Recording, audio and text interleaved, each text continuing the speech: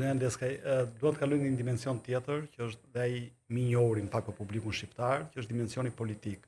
Ju keni pasur një rrugëtim gati prej 2 dekadash në politikën shqiptare, që është, mos gaboj, viti 2001. Më shumë se 2. Filluat të angazhoheshit, fillimisht si deputete, mandej keni qenë ministre punës dhe çështjeve sociale, keni qenë kryetare e grupit parlamentar të Partisë Socialiste, keni qenë nën kryetare e Kuvendit të Shqipërisë.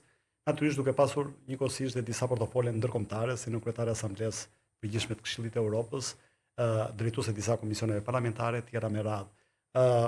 A mendoni se politika shqiptare në ato momente që ju keni hyrë në politikë, fillimisht duke kandiduar si deputete dhe fituar dhe mandej duke vijuar me rrugtimin politik, ka qenë më mbi pritse ndaj intelektualëve, ndaj njerëzve publik, ndaj aktivistëve të shoqërisë civile si puna juaj?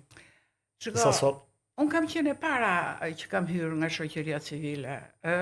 Kam hezituar në atë moment, jo sepse do isha përpara të panjohurës, por sepse unë kam thënë një gjë që kam shkruar edhe në këtë librin e fundit, që juve keni marrë, edhe dikush ma ka quajtur që ke thënë një gjë që është me shumë kurajo, që politika të bën të humbasësh një pjesë të vetes tënde dhe ndonjëherë atë që është më e çmuara.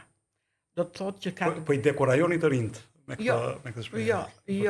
Jo, se fakti që e bëra vet duke qenë grua, duke qenë nën, duke qenë një kohë që isha e para që hyra nga shoqëria civile. Fushata të vështira besoj. Dhe arsyeja shumë të vështira, dhe arsyeja pse e bëra, dhe do ta them ku fillon vështirësia.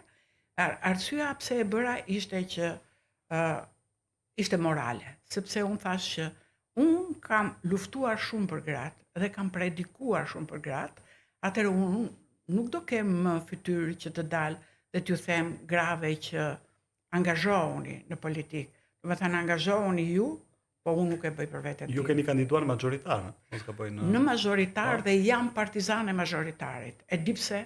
Sepse unë dua që njerëzit shqiptarët do të thotë që të takojnë njeriun për të cilin votojnë sy, domethënë, dhe e para. Cila ishte fushata juaj e parë, domethënë dhe ka qenë në Elbasan, dhe fillimisht ka qenë e lehtë. Unë kam bërë domethënë një gjë sepse një nga hezitimet time e mia për të kandiduar për deputete kanë qenë 3 kur më ka thirrur Fatosnano, e kanë thënë kam 3 arsye që nuk pranoj. Unë fakt sa isha bërë ministre e punës dhe të çështjeve sociale, dhe i thash e para që unë sa kam hyrë në politikë, edhe duhet ta mendoj që nëse duhet bëj një hap tjetër. Unë e di që dhe sot mund të krijoj çudi, dhe në atë kohë çudi dhe shumë miq të mi më thoshin të tjerët po luftojnë të bëhen deputeti. Okej. E dyta, atë kohë kishte qenë president zoti Mejdani, e kishte mbaruar mandatin dhe i thash që si mund vijem unë përpara zoti Mejdani, ka njerëz të tjerë Partia Socialiste, dhe ja kam thënë me shumë sinqeritet. Dhe e treta, i thash kam nevojë për një analizë mjedisi.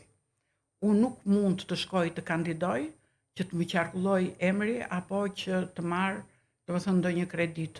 Unë duhet të di ku do shkoj, pse do shkoj dhe si do ta bëj. A ishte ajo zonë një bastion i djathtë apo i majt? Ishte i djathtë 100%, nuk ishte fituar kur Partia Socialiste aty. Fatosnano më ka thënë që kur unë i thash që domethënë unë sa kam hyrë, unë duhet të bëj një hap, unë duhet të bëj një analizë mjedisi, unë tha pikërisht për gjitha këto, tha, ti tha ma dyfishon bindjen që duhet vesh ti, dhe për këtë arsye të kemi zgjidhur, sepse ti vjen nga shoqëria civile, ke një emër, nëse nuk ka rëndësi, dhe në fakt ishte një mbetërë shumë e vështirë, po unë e fitova.